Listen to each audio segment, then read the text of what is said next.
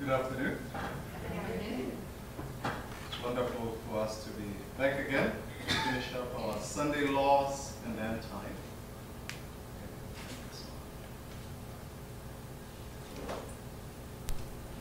Turn with me to the book of John, chapter 16.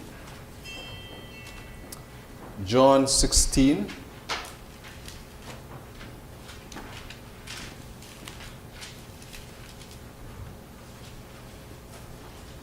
Verse 1 to 4. John 16, verse 1 to 4.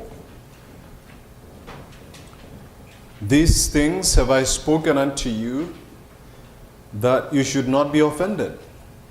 They shall put you out of the synagogues.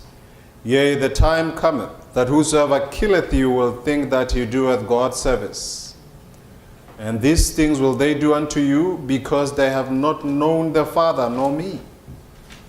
But these things have I told you, that when the time shall come, ye may remember that I told you of them, and that these things I said unto you at the beginning, because I was with you.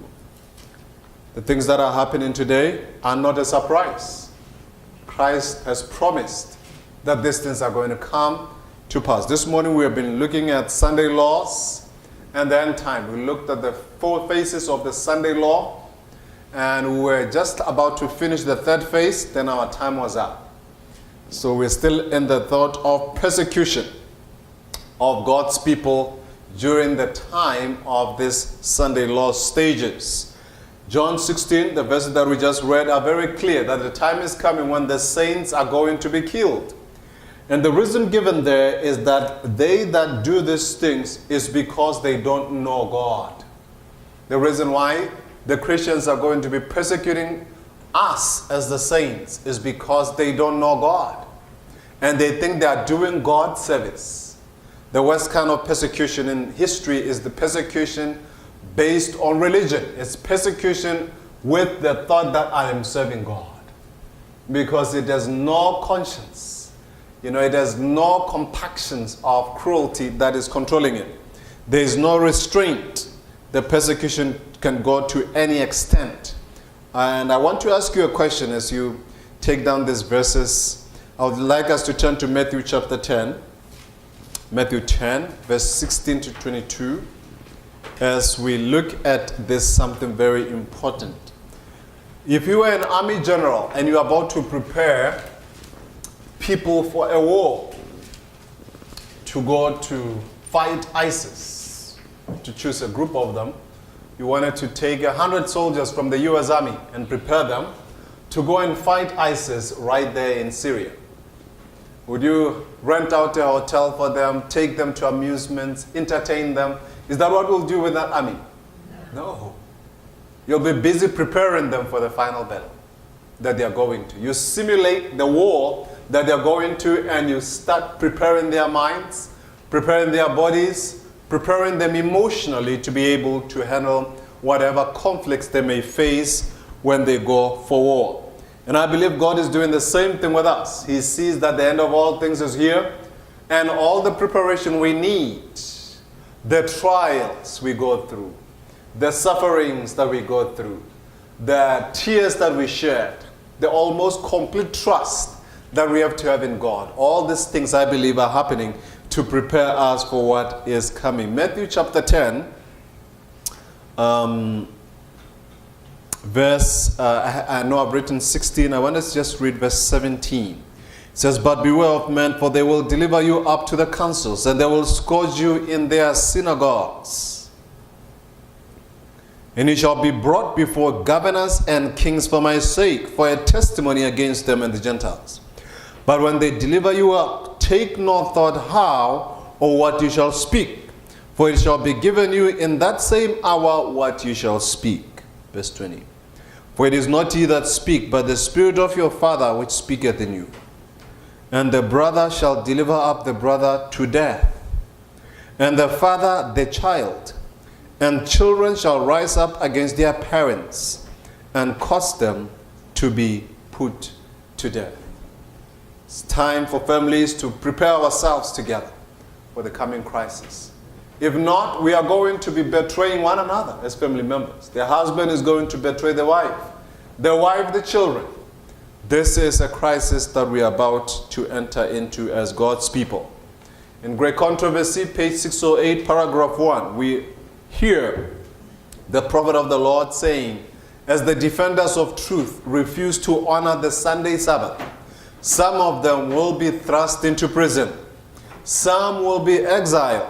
Some will be treated as what? Slaves. Slavery is coming back. To human wisdom, all this now seems impossible. But as the restraining spirit of God shall be withdrawn from man, they shall be under the control of Satan, who hates the divine precepts. There will be strange developments. The heart can be very cruel when God's fear and love are removed. Great Controversy, page 608. So some of the persecution that is spelled out in the pen of inspiration is prison, being exiled, and treated as slaves. When this grand work is to take place in the battle, prior to the last closing conflict, many will be imprisoned. Many will flee for their lives from cities and towns, and many will be martyrs for the Christ's sake in standing in defense of the truth. Not only the Bible and the spirit of prophecy predicting imprisonment, but martyrdom for the sake of Christ is what God is preparing us for. Maranatha, page 199, paragraph 2. Testimonies, volume 5, page 712, paragraph 9. There is a prospect before us of a continued struggle at the risk of imprisonment, loss of property, and even of life itself to defend the law of God. There are a few things that Ellen White mentions here as part of the persecution of God's people. One of them is imprisonment. The other one is slavery. The other one is martyrdom. Then the other one is loss of property. Everything that you have, your house, your whatever you have, they are going to come and take it. So this is where we are about to go. And leaving you here in this state will be very discouraging unless I can share with you some of the promises that are so encouraging we find in the pen of inspiration. Our high calling, page 125, paragraph 3. We are told we are not to have the courage and fortitude of martyrs of old until brought into the position they were in. Should there be a return of persecution, there would be grace given to arouse every energy of soul to show a true heroism. So that's something that's very, very important. Our high calling 125. Every time when I grew up in the church back home in Africa and I heard about persecution coming, I thought I could take it. I thought I could bear the pain on behalf of Christ.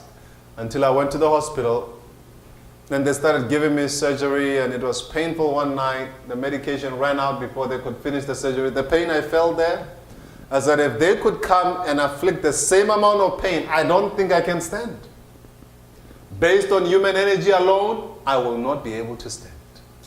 But Ellen White tells us that that grace to stand for God in the time when you are being persecuted will be given when needed.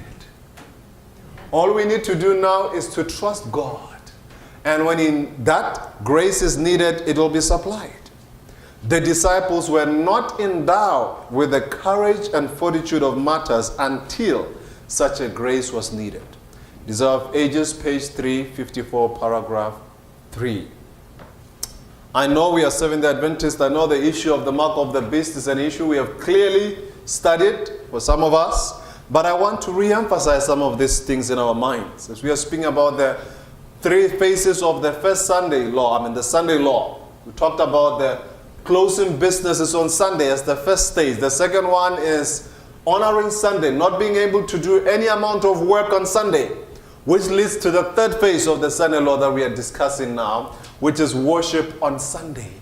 And during this third phase of the Sunday law, it's when the mark of the beast and the seal of God will be placed upon God's people. Great Controversy 605.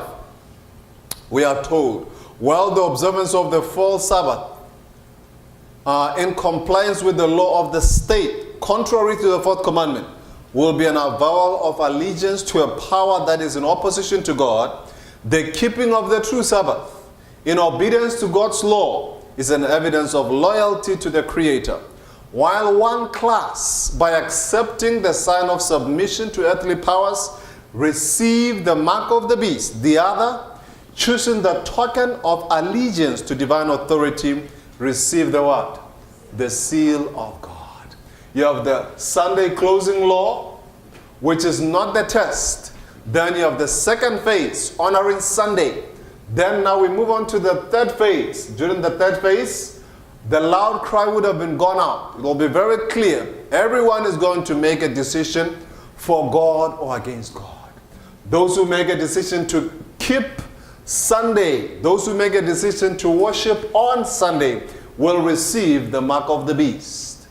And once you receive the mark of the beast, there's no turning back. You cannot say, oh, I made a mistake. Your probation closes as you receive that mark of the beast. Those who choose to stand with God will receive the seal of the living God. This Sunday law, especially in its first, second, and third phases, are the last sign for us to leave the cities. It's now time for us to locate to the country. But the last sign that God will give will be Sunday laws. It is not time for God's people to be fixing their affections or laying up their treasures in the world. The time is not far distant when, like the early disciples, we shall be forced to seek refuge in desolate and solitary places. As the siege of Jerusalem by the Roman armies was the signal for flight to the Judean Christians, so the usurpation of power on the part of our nation in the decree enforcing the papal Sabbath will be a warning to us.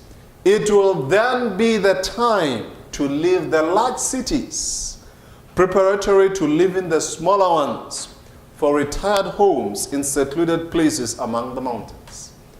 Once the United States of America enact a law, Sunday closing law, it is a sign, if you are still in the city, to make your way out.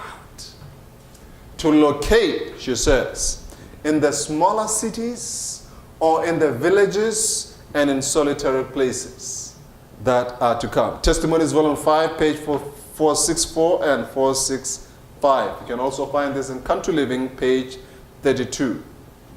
I promised you that I'm going to share with you current developments in relation to the issues of Sunday law. And this movement is the movement in Europe that is pushing for Sunday observance. Sunday as a day of rest. This is the European Sunday Alliance movement. Work, live, time together. And if you look at this logo that they have, it looks like an eye with eyelashes. And those eyelashes are Roman numerals. And if you count them, you have 1, 2, 3, 4, 5, 6, and 7. European Sunday Alliance movement. I wonder why they have 7 numerals right there. Could it be possible that they are trying to advocate for Sunday as the Sabbath? It is possible. But instead of speculating, let's ask them who they are.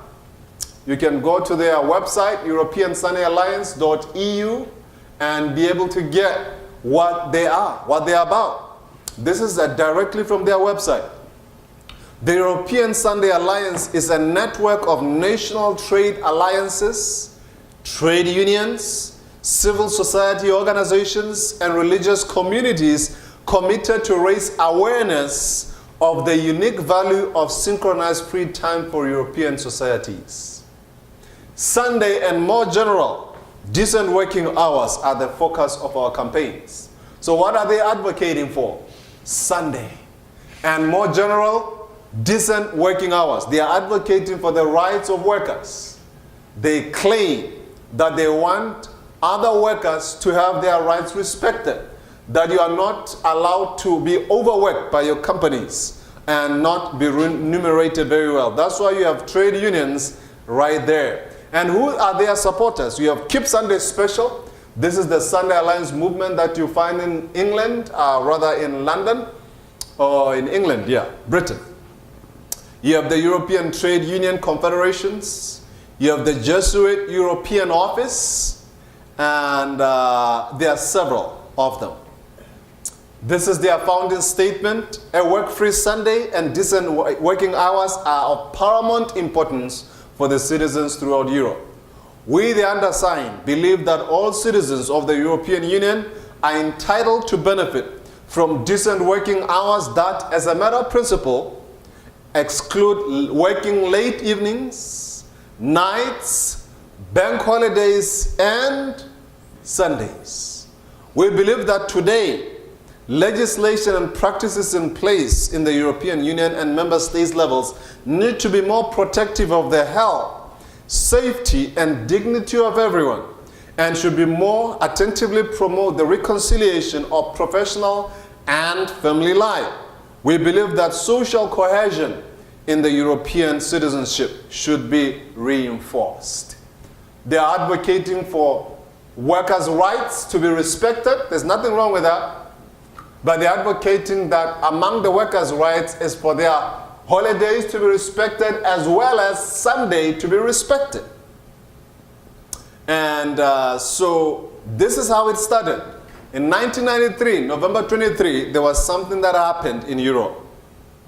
There was Article 5 of the Working Time Directive that was controlling companies in Europe. And one of the Article 5 minimum requirements rest periods was that one of the requirements that they wanted put in law or that was enacted was that one of the days of rest should be in principle Sunday.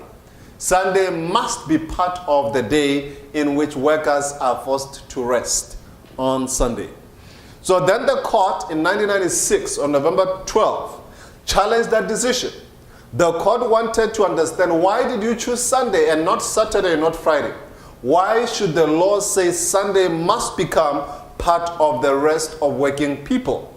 So this particular group of people went out and wanted to demonstrate to the European Court of Justice that Sunday is the best day of rest than any other day of the week. So they went out and they did researches. There are different organizations, different universities that went to do research. And they have now proved that Sunday is the best day of rest, better than any other day of the week. They have recently submitted their findings to the European Court of Justice, and they are waiting on a response from that. You can go on their website and look at their studies that they have done in different universities to show that people who work on Sundays are at a higher risk of accidents, they complain more, they die earlier, and there are different types of reasons to advocate for Sunday. And their argument is this: we are too busy working and making money. We don't even have time together. So we need to have one day in a week of rest, where you are not now at work, where you are not allowed to, you are not forced to come and work because of financial pressures that you feel. You have to be at home, and your kids can also be at home. It has to be one day in a week where you can all come together and spend time together as family.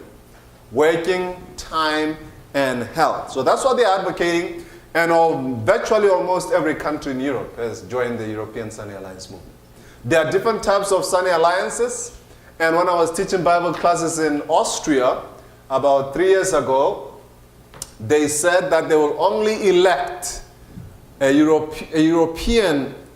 Austrian member of parliament to the European Union who will agree to push for Sunday legislation. And that was given in Austria and different countries. I mean, you go to Austria now, when I were there, we're not allowed to do laundry on Sunday. You are not allowed to do laundry on Sunday. It's the law of the land. And businesses close on Sunday, not only in Austria, but in other countries. In some countries, they are only restricted to only open an hour or two. And that's something that they are advocating for. And we see movements being made in Europe to advocate, to push for the first phase of the Sunday law that we have been talking about. And some of the countries have even gone further into the second phase of Sunday laws. So this is a heavy movement in Europe pushing for Sunday laws. And I want now to switch. We looked at what is happening in Europe, and now I want us to look at Pope Francis. Pope Francis was Time Magazine's Man of the Year in 2013. He has made rapid progress in terms of his influence in the political, in the religious, in the financial, scientific, as well as the economic world. He has made an impact. I mean, it's amazing. The different presidents of the world have come and joined him in this final movement for the New World Order. What you're looking at is the car that he drives. You know, he gained this popularity by appearing to be a humble person who is able to drive in a simple car, who is able to do things that other popes have not done. Who came in a humble way to this earth? It is Jesus Christ. So he's assuming that Antichrist position that the Bible paints against him. Not only that, not only is he making success with Christian groups, he's making amazing success with non-Christian groups. He's making amazing success with them. This is the Russian Orthodox leader who came and met Pope Francis, and they signed an agreement together. This was a monumental agreement because this Russian Orthodox Church and the Catholic Church had been separated for 1,000 years. And for the first time in history, they have now come together. These are big movements that we see here. We have the Wailing Wall, and we see Pope Francis worshiping right there by the famous Wailing Wall. And I'm now going to read to you quotations from very famous people or well-known people about perceptions that they have towards Pope Francis. And these are the people that are shaping the direction of the future. Gotta love the new Pope. He cares about the poor, hates dogma. Unlike the US Congress, cutting $40 billion from the food stamps. This is Jane Fonda in a tweet September 20, 2013. I'm not a Catholic, I'm an atheist, but I like the Pope better than you do. Bill Maher during an August segment with Rex Santorum on Real Time with Bill Maher. Chris Rock said in a tweet September 20, 2013, I might be crazy, but I got this weird feeling that the new Pope might be the greatest man alive. Very, very interesting comments. I'm not Catholic, and I've never felt any connection with any previous Pope, but I like this guy. He is changing the tone of the way you regard the Pope, and I think it's a magnificent thing. Russell Crowe after meeting the Pope in early 2014. This is Patti Smith. I like Pope Francis. I'm happy to sing for him. Anyone who would confine me to a line from 20 years ago is a fool. Patti Smith on why she agreed to perform at the Vatican 2014 Christmas concert. Her first album began, Jesus died for somebody's sins, but not mine. That's what she said. Okay, that's it. I'm coveting. I love this guy. This is Jon Stewart on The Daily Show. Listen to when he said that. After hearing the Pope accidentally use the F word in Italian during his weekly address. That's why he said, well, I like this guy. He identifies with people by using inappropriate language, by connecting with young people on social media, by also connecting with political leaders. He has made success than any other pope that we've ever seen. And is the first Jesuit pope. Not only do we see success in that direction, but one of the major successes that has ever been made in the history of ecumenism happened this year when the Lutheran and the Catholics signed an agreement together. We are seeing movements being made to unite the Catholic Church and the Lutheran Church. Nearly 500 years, Martin Luther nailed his 95 Theses to the castle church door. The largest Lutheran denomination in the United States has approved a declaration recognizing there are no longer church dividing issues on many points with the Roman Catholic Church. This is major because Martin Luther was a major Protestant who spoke against the Catholic Church, and not only that, but made a significant impact of protest. But now the Lutherans are coming back. The Declaration on the Way was approved by 931 to 9. There were 940 votes. 931 said, yes, we are in it. Only 9 opposed it. In the 2016 Evangelical Lutheran Church in America.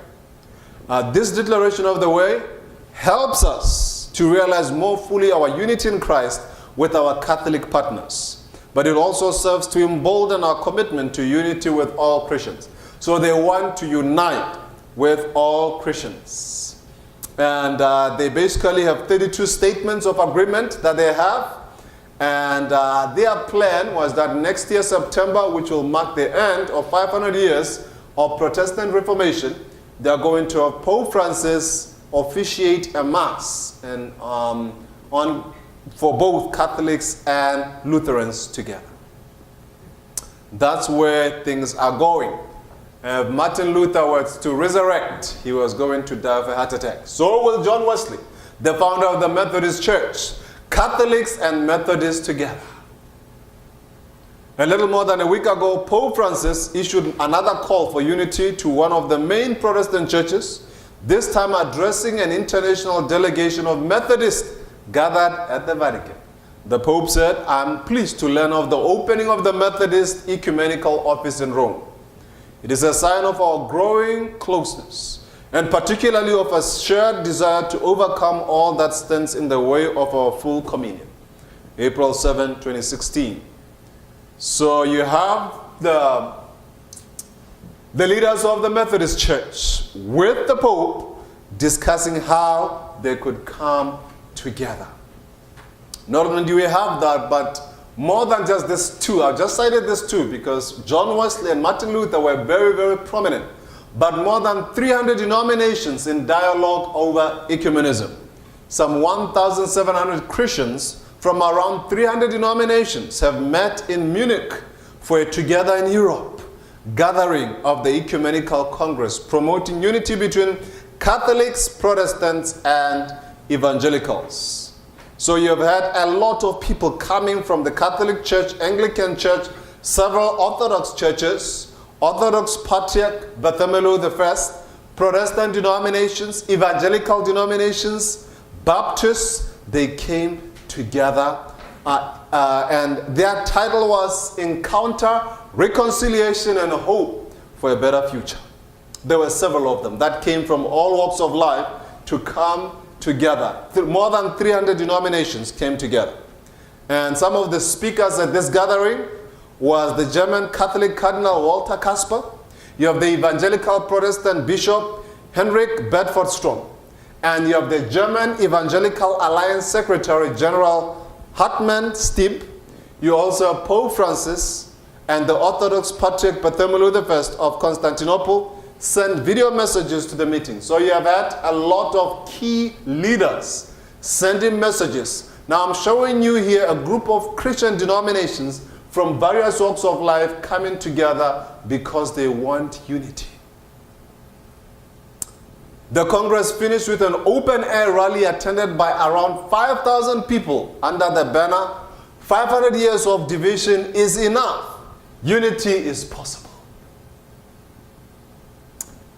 The division amongst Christians in Europe is a wound, but it does not have to be open forever. 500 years are enough. What are they saying? Why 500 years? Because they are tracing back the Protestant Reformation. They are saying we have been divided for too long. We want unity with Rome. We want to be one with the Catholic Church. This is unity that we find being promoted right here in the Christian groups. This is the one that I talked about. This is another major step towards ecumenism that happened this year. Pope Francis and Russian Orthodox Patriarch Kirill have signed a joint declaration on religious unity after their historic meeting in Cuba. Francis and Kirill embraced and kissed one another 3 times on the cheek. It was the first time a pope and a Russian patriarch had ever met since 1,000-year-old schism that divided Christianity. This is the first time. These are major movements that are going on right here. And before I come here to America, I want now to talk about the Pope's call for unity among all religions. If you have YouTube, you can go unity of all religions. The Pope in 2013 called for unity of all religions. And in 2014, all the religions of the world came together. Not only to come together and speak about unity, they signed the Unity of All Religions Declaration. You can actually go on YouTube and put Unity of All Religions signing ceremony, and you can actually witness them signing from the Buddhists, from the Shawists, from all walks of life, the Islam, Muslims, all of them coming together to sign this. This was a historic moment. That has never happened before. So what we are seeing is rapid movements being made. And one thing that is so amazing about this unity of all religions is that they said we want to unite all of us under one God. Now, if the Muslims, the Buddhists, and all these people are saying they want to unite under one God, which God will that be? Because the God of the Buddhists is not the God of the Muslims. But they have come together and they've signed the Unity of All Religions document that we find there. And some of the other things I want to share with you is, let's come back here to America. This is something that was posted December 25, 2015 by Harry A. Flannery from Newcastle. It was in the Pittsburgh Post. And he said something very interesting. He says, our Congress should revisit, and our candidates for president should consider advocating the restoration of Sunday as a day of rest. A paid day of rest, a required day of rest. Now we have the destruction of unnecessary shopping. In the not so distant past, non-essential business establishments were required to be closed on Sundays. So what is he saying? He's advocating for the restoration of Sunday closing laws. He says these laws are a destruction. Remember that the people in the time of Constantine said the devotion of the faithful is being disturbed when people work on Sunday. It's the same arguments that Christians are using even in our time. It says Americans deserve a day of rest, a day to be with families, attend church, and interact with people on an interpersonal level. Imagine shutting down the internet or cell phones for a day. How peaceful that day would be. They are calling for a day in which your cell phone will not work, internet will not work, and that's what they're saying candidates who are campaigning for presidential work should be advocating for right there at the White House. We need to restore one takeaway from our past. Sunday is a day of rest, a day of worship, or prayer that was invaluable to our family values and individual well-being. Who are these quotes coming from? You have a picture of Donald Trump, or are you saying he said this, or who are these quotes coming from? These quotes are from Harry A. Flannery of Newcastle in the Pittsburgh Post of December 25, 2015. Who is he? Who is Harry Flannery? He's just a Christian who is trying to encourage the American people to vote for candidates that are going to promote Sunday. And there's a reason I have Trump here. I'm about to read some things from his mouth about how he's going to plead the Christian groups that have been advocating for him. So that's something that I wanted to read to you from the Christian groups. The Christian groups were advocating for people who are going to help restore back this country to God. And there was the Solemn Assembly. You can also go on YouTube and look it up. The Solemn Assembly, they were calling all Christians from all walks of life to come and pray for our country, the United States. That's what they said. They said there's so much immorality, there's so much that is happening. Christians that need to come together and dedicate this particular world, this particular land back to God. And we know that President-elect Donald Trump met with more than 1,000 evangelical pastors before he came to as one of his major campaigns. And if you study even, I'm going to share with you this, Trump vowed to close the gap between church and state. This was in the Time magazine of Newsweek, August 15, 2016. Yeah, he said he was going to close the gap between church and state. Will he be able to do that? We don't know. But I'm going to share with you facts that are of things that have happened that I believe that may lead him to be able to do that. These are his words. I said, I'm going to take this into my own hands, and I'm going to figure a way that can get you back your freedom of speech. Trump told the evangelical pastors. It'll be so great for the evangelicals, for the pastors, for the ministers, for priests, for America. He said, I'm going to make sure that I give you the freedom of speech. And part of the things that Trump has promised in this article is to basically revoke the Johnson Amendment. The Johnson Amendment in 1950 is the amendment that restricted non-profit organizations from ever supporting publicly a political candidate. And that's what they wanted to strike out. And if you were found as a church, like for example the Seventh-day Adventist Church, advocating one political candidate, our tax status will be revoked and we will not be able to be tax exempt. So now Trump is promising the churches, he promised them this, that is going to strike out that amendment so that churches can support any political person that they want, financially and in their pulpits. They can do that without ever being afraid of facing the consequences of having tax exempt. Now this is Pew Research Center that published this, and they have analyzed the candidates that voted this year and their church affiliations.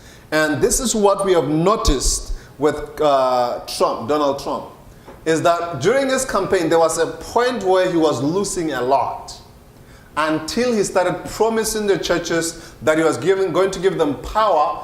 Then he gained popularity. And once he gained popularity, and this is the statistics, the percentages that they've done. These are just estimates, of course, of what happened. Just look at the column on 2016. The second last column right there. You have Clinton, and then you have Donald Trump. And you have the first row, you have Protestant or other Christian.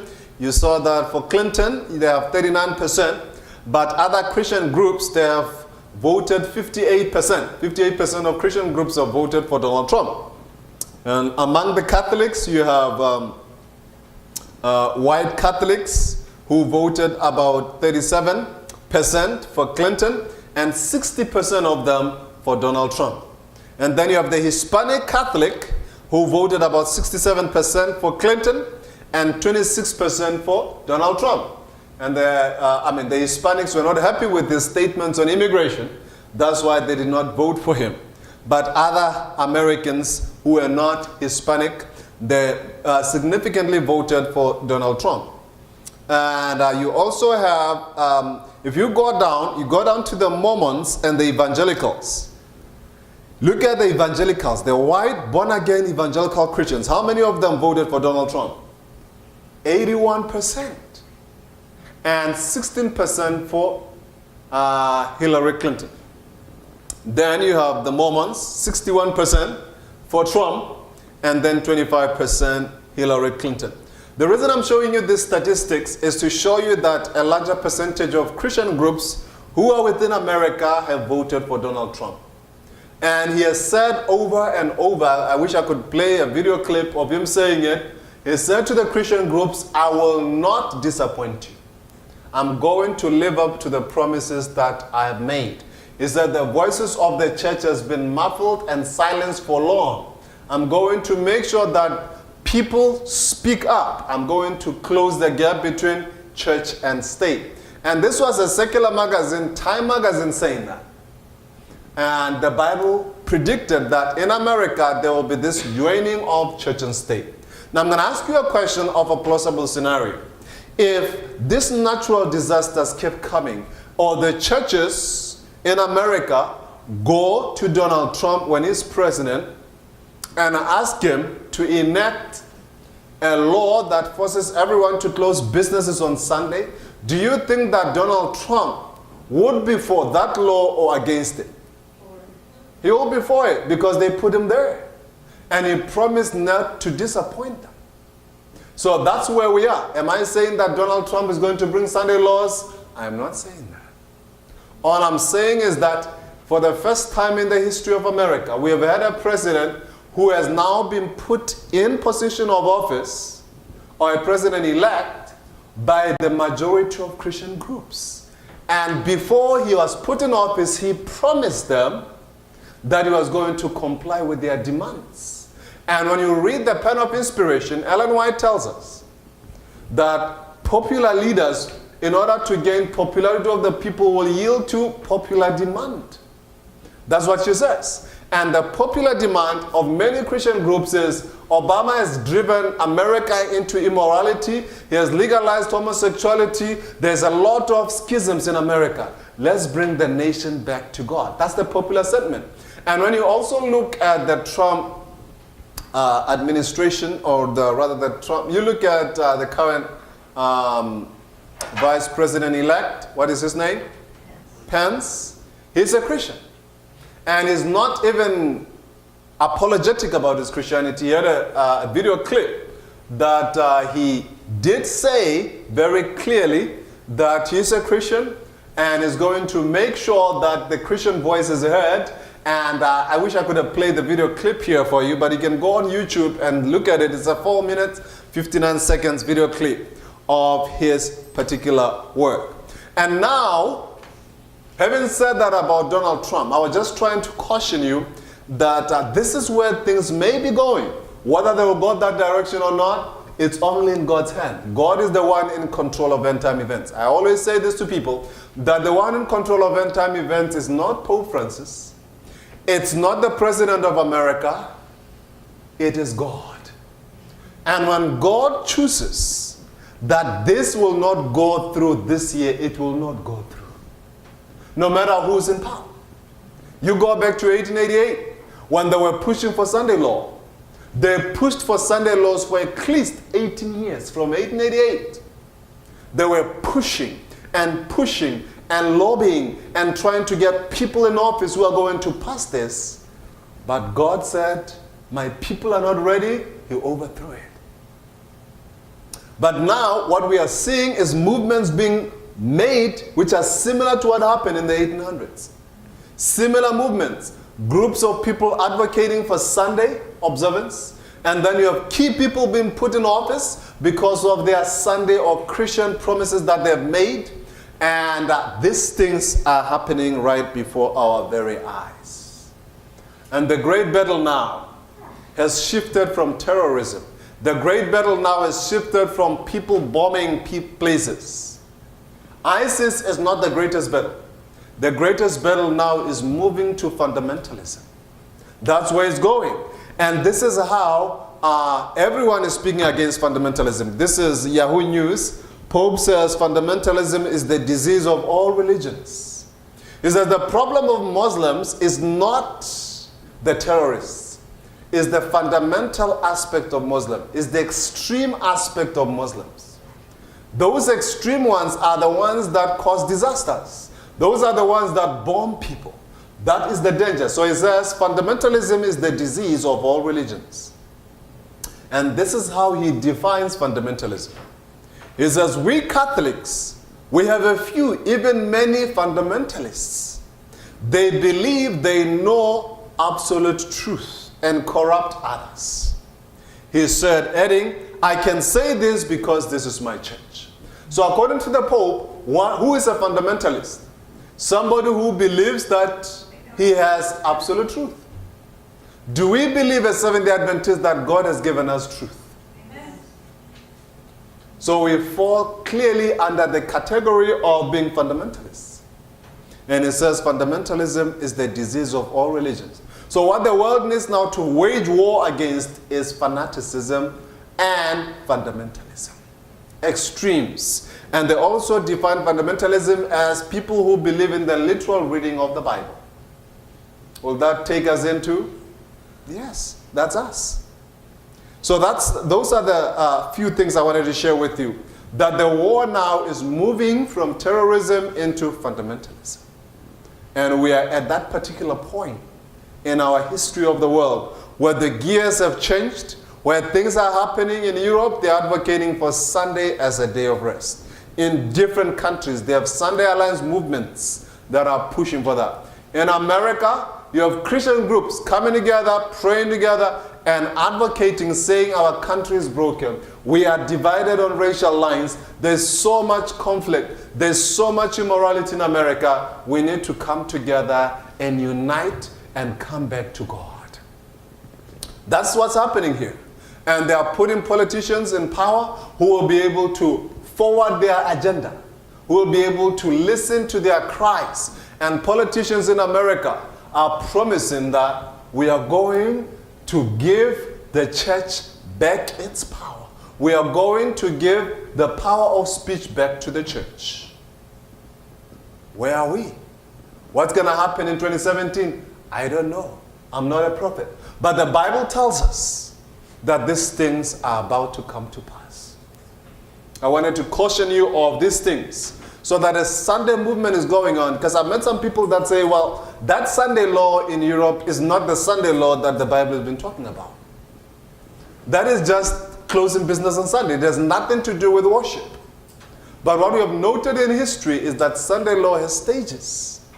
And when the same thing that is happening in Europe was happening during the time of Ellen White, A.T. Jones went out and did revival meetings and camp meetings and told people that the Sunday law that we have been preaching as coming is now here. It has arrived. It's being agitated. And Ellen White said in her statements that the latter rain was beginning to fall during that time. So we need to be preparing ourselves, we need to be cautioning people, and we should not be sitting still waiting for Sunday laws to come. We need to be advocating and speaking against these things about Sunday laws, cautioning people, warning them.